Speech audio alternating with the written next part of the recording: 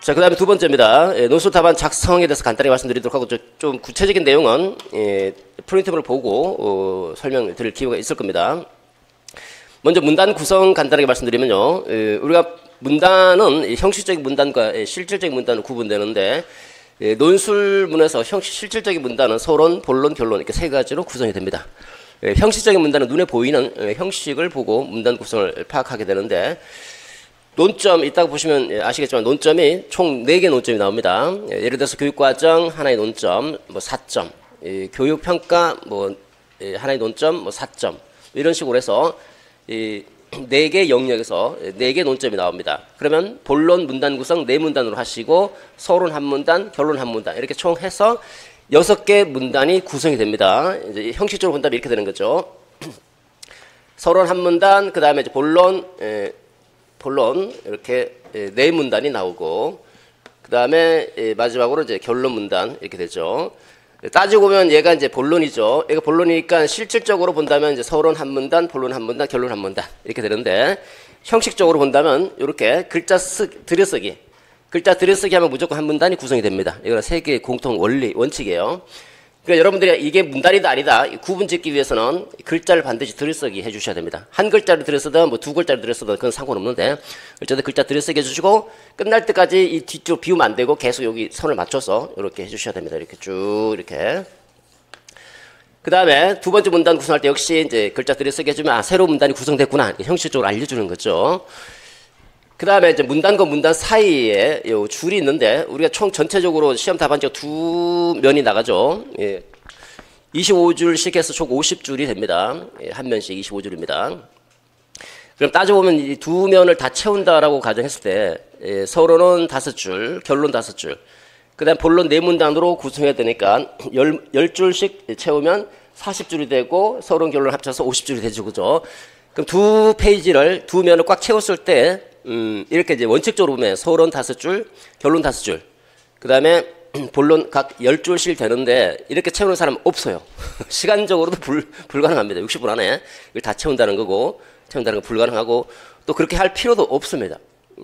일단 묻는 질문에 정확하게 답변만 해주면 되기 때문에, 보통 일반적으로 한 페이지하고 다음 페이지 중간선에서 이제 왔다 갔다 하는 정도에서 이제 답안지가 끝난다고 보시면 되고요.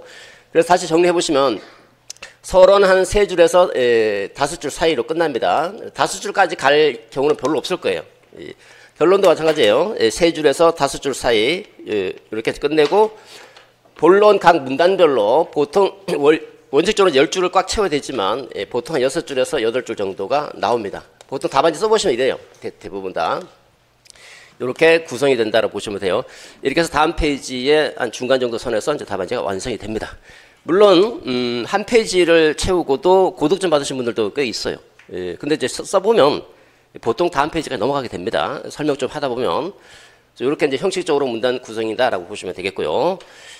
쓸데없는 군더더기 말들 다 쓰지 마시고 질문에 답변 중심으로 충실하게 설명할 수 있도록, 답변하지 묻고 있지 않는 부분은 굳이 설명할 필요가 없습니다. 왜냐하면 점수가 각각 묻는 항목마다 1점씩 배당되기 때문에 묻는 부분에 초점을 맞춰서 답안지를 서술해 주시면 되죠. 그 다음 두 번째로 좀 주의해야 될 게 주제와 연계입니다. 거기 이제 배점 기준에도 보시면 아시겠지만 2점이 배당되어 있습니다. 본론 4문단이죠. 4문단 각각 주제와 연계가 되어야 돼요. 주제와 연계가 되어야 되는데, 그걸 이제 첫 문장에 쓸 수도 있고 마지막 문장에 쓸 수도 있고 둘 다 쓸 수도 있는데, 두괄식, 미괄식, 양괄식 이렇게 구성이 되겠죠. 그냥 이것저것 신경 쓰지 마시고 첫 번째 그냥 두괄식으로 구성하시면 됩니다. 이거 본론 4문단이죠. 4문단 최소한 3문단 이상 써주셔야지 2점을 다 가져갑니다. 2점이에요. 2점. 하나씩 놓칠 때마다 1점씩 깎인다고 보시면 되겠고요.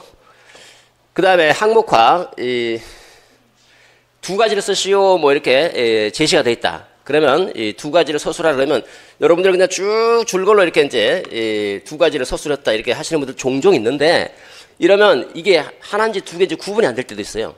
쭉 읽어보면 내용상 쭉 연결되어 있기 때문에 그냥 하나로 생각하고 하나로 점수를 매겨볼 수 있기 때문에, 가능하면 2개 쓰라 할 때는 첫째, 둘째 이렇게 항목과 해서 첫째 이렇게 하고 둘째 이렇게 항목화해서 답안지를 구성해 주셔야지 채점하기가 편하고, 또 내가 정확하게 2가지를 전달할 수 있게 되는 거고요. 두 가지 서술하는데 세 가지를 서술하신 분들, 세 개 이상 서술하신 분들은 쓸데없는 시간 낭비예요. 이거 어차피 세 번째 읽어보지도 않는다. 그러니까 내가 특정 논점에 뭐 예를 들어서 뭐 한 네 가지 정도가 생각났다. 근데 두 개만 서술하라. 그러면 가장 충실하게 설명을 잘할 수 있는 두 가지를 꼽아서 두 가지만 서술해 주셔야지 세 개, 네 개 썼다 해서 세 번째, 네 번째는 읽어보지도 않는다. 읽어보지도 않는 거 굳이 쓸 필요 없죠. 그죠? 시간 낭비. 그러니까 딱 두 가지, 쓰라고 두 가지만 첫째, 둘째 항목구 하시고 한 가지를 서술하라 그러면 첫째, 둘째 항목구를 매기지 마세요. 한 가지인데 항목을 매길 필요가 뭐 있습니까? 그죠? 그래서 두 가지 이상 서술하라 그럴 때 항목과 해서 채점의 편의성을 도모할 수 있고 또 내가 정확하게 두 가지를 서술했다는 걸 전달할 수 있도록 해주시면 되겠고요. 수정할 때 수정펜 사용 못하게 되어 있습니다. 두 줄로 긋고 이렇게 두 줄로 긋고 요 위에다가 이렇게 서술해 주시면 돼요. 또는 옆에 비어 있으면 옆에다 서술해 주셔도 되고 또는 이렇게 원교지 교정부호를 사용해서 이렇게 서술해도 됩니다. 원교지 교정부호.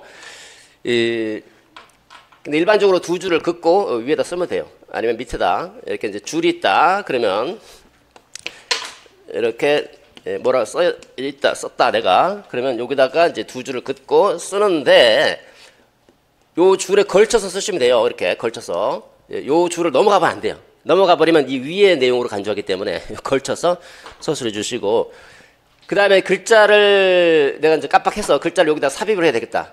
그러면 위에다가 이렇게 만들어서 이렇게 위에다가 서술해 주시면 됩니다. 밑에 이렇게 하지 마세요. 위에다가 글자를 삽입해 주시고 물론 이제 밑에다 쓴다고 해서 점수에 뭐 영향을 주느냐 그건 아니에요. 근데 원칙적으로 위에다 이렇게 서술하시는 겁니다. 자, 그 다음에 내가 하나를 논점을 빠뜨렸다. 논점을 빠뜨려서 내용을 더 써야 된다 그러면 줄을 별도로 내가 만들어도 돼요. 별도로 만들어서 이렇게 두 칸을 만들어도 되고 두 줄로 만들어도 되고 또는 이제 뭐 위에다가 쭉 이렇게 쭉 이제 예를 들어서 이제 뭐 이쪽이 중간에 빠졌다. 이거 다. 그다음에 뭐라고 썼는데 여기 빠졌다. 그럼 이렇게 쭉 해서도 이렇게 쭉 해갖고 쭉 여기다 이제 채워서 넣어도 되고요. 이건 자유롭습니다. 다만 선에 유의하셔야 되는데 이 가로선보다는 세로선이 훨씬 중요합니다. 세로선이 있거든요. 세로선 이렇게 있고 답안지가 쭉 이렇게 줄글로 이렇게 줄이 가로선이 그어져 있죠. 세로선을 넘어가면 안 돼요. 세로선을 넘어가서 이렇게 썼다. 이건 글자 없는 걸로 간주합니다. 밑에 여기다 또 종이 아낀다고 한 페이지 글로까지 다 썼다. 이렇게 하면 이거 없는 걸로 간주해버려요. 내가 여기 해당되는 내용이 여기 들어있다. 이 내용을 안 쓴 걸로 간주되기 때문에 세로선을 넘어가지 않도록 이거 잘 지키셔야 됩니다. 가끔 세로선을 넘겨서 이렇게 쓰시는 분들이 있는데 넘기지 마시고 이 안에서 서술해 주셔야 된다는 거 주의하시기 바라고요. 자, 요런 정도 좀 간단하게 말씀드리도록 하고 그 다음에 문단과 문단 간에 그 줄을 한 줄을 비워도 되느냐 뭐 두 줄을 비워도 되느냐 이렇게 질문하시는 분들이 있는데 한 줄을 비우든 두 줄을 비우든 10줄을 비우든 전혀 상관없습니다. 전혀.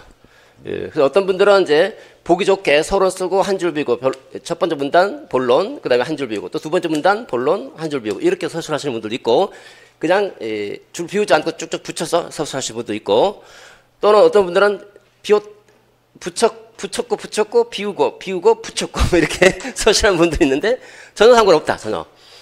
한 줄 비우던 10줄 비우던 이제 보통 이런 경우가 발생하죠. 이제 예를 들어서 이제 내가 본론 첫 번째 문단 이제 첫 번째 문단부터 막히는 경우가 있어요. 첫 번째 논점 1번 논점 막히면 일단 다른 거 먼저 서술하고 올라와야 되니까 일단 두 번째 논점부터 이제 서술하죠. 다 했습니다. 서론 쓰고 결론 썼는데 이게 결론 쓸 때까지 계속 염두에 두고 생각해 두셔야 되겠죠. 근데 내가 여기 예상적으로 이제 보통 한 막히면 이제 많은 내용이 이제 떠오르지 않을 거예요. 그래서 보통 한 4줄이나 5줄 정도 비워둡니다. 5줄 정도 비워뒀다. 논점 4개인데. 근데 이제 결론까지 쓰고 쓰려고 했는데 내용이 별로 없다. 그래서 뭐 2줄 정도밖에 못 썼다. 3줄 빈다. 괜찮다 이거야. 괜찮다. 무슨 말인지 아시겠죠? 본론 그 문단 간에 줄은 한 줄을 비우든 10줄을 비우든 20줄을 비우든 전혀 상관없다. 그 다음에 순서를 바꾸는 경우가 있어요. 그러니까 이걸 좀 중간에 빠지는 게 좀 뭐해서 본론 두 번째 문단을 여기다 쓰고 첫 번째 얘를 얘 뒤에다 갖다 주고 원래 1번, 2번, 3번, 4번 이 논점인데 1, 2, 3, 4인데 2를 뒤로 갖다 붙이죠. 얘를 앞에 붙이고 이렇게 서술하시면 되는데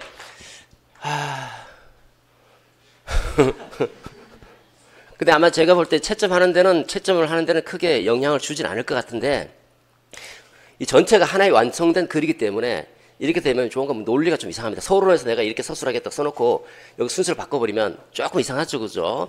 그러니까 일단 좋은 인상은 주지 못하는데 점수에는 크게 영향을 주지 않을 것 같다는 생각이 듭니다. 어쨌든 뭐 그래서 가능하면 순서대로 쓰는 게 제일 좋습니다. 그 다음에 한 문단 안에서도 가끔 가면 순서를 바꾸는 경우가 있어요. 질문의 순서가 예를 들어서 1번, 2번, 3번 이렇게 이제 질문 세 가지다.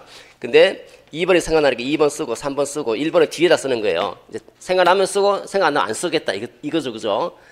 이 같은 경우도 이제 이거와 비슷한데 이것도 점수를 줄 수밖에 없지 않느냐 개인적으로 볼 때는. 왜냐면 서술했으니까. 근데 전체 논리상 보면 조금 뭔가 이상하죠. 논리가 안 맞으니까. 질문의 논리대로 쭉 따라가야 되는데 안 맞으니까 좀 이상하긴 한데 부득이하게 이렇게 쓸 수도 있어요. 근데 점수에는 크게 영향을 주지 않을 거다라고 생각합니다. 그러나 가능하면 순서대로 써주시고 생각 안 나면 비워놓으면 돼요. 비워놓고 생각날 때까지 그 생각해보고 그래도 생각 안 나다 그러면 두 줄 그거예요. 그냥 두 줄. 여기 빈 곳에다가 예를 들어서 내가 이렇게 썼죠. 여기서부터 여기까지 비웠습니다. 그 다음에 또 이렇게 썼다. 생각 안 나죠? 그럼 두 줄 그어 이렇게. 아무것도 없어. 여기서부터 시작되는 거야. 이렇게 하면 되니까 생각나면 쓰고 생각 안 나면 그러면 선생님 제가 이렇게 쓰다가 여기까지 썼어요. 이만큼 이빨 빠진 것처럼 비어있는데 괜찮아? 괜찮아 이거. 괜찮아 이거. 그러니까 비워두면 되니까 아니면 이게 영 이상하다 싶으면 이렇게 두 줄 그으면 되는 거죠. 여기 아무것도 없다 이렇게 표시를 해주시면 되니까 이거 두 줄 이렇게 그어도 되고 두 줄 안 그어도 돼요. 안 그어도 이렇게 전체로 이어지는 것이니까 이제 명확하게 하고 싶다 그러면 이거 없는 부분이다. 이렇게 두 줄 쫙 그어서 이거 없는 부분이다. 이렇게 넘어오면 되니까 두 줄 긋고 시작하시면 됩니다.